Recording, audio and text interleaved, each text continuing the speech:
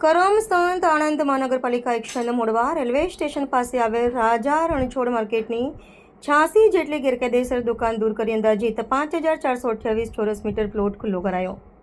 કરમસદ આણંદ મહાનગરપાલિકાના કમિશનર શ્રીએ મહાનગરપાલિકા વિસ્તારમાં કરવામાં આવેલ ગેરકાયદેસર દબાણ દૂર કરવા માટે જણાવ્યું છે. આજે કરમસદ આણંદ મહાનગરપાલિકાની એસ્ટેટ ઇન્સ્પેક્ટર અને તેમની ટીમ દ્વારા આણંદ રેલવે સ્ટેશન સામેના રાજા રણછોડરાય માર્કેટની 86 જેટલી ગેરકાયદેસર દુકાન દૂર કરવાની કામગીરી હાથ ધરવામાં આવી હતી.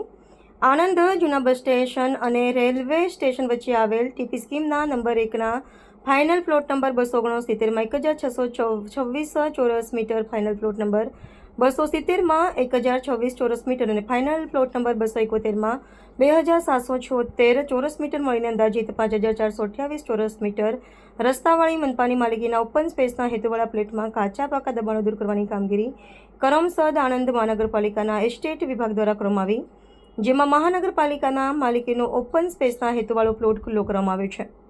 મહાનગરપાલિકાના એસ્ટેટ વિભાગના ઇન્સ્પેક્ટર દ્વારા જણાવવામાં આવ્યું છે કે મહાનગરપાલિકાના કમિશનરશ્રીના માર્ગદર્શન હેઠળ મનપાની જગ્યા ઉપર ગેરકાયદેસર રીતે કરવામાં આવેલા કાચા પાકા દબાણો દૂર કરવાની ઝુંબેશ ચાલુ રહેશે તેમ જણાવ્યું.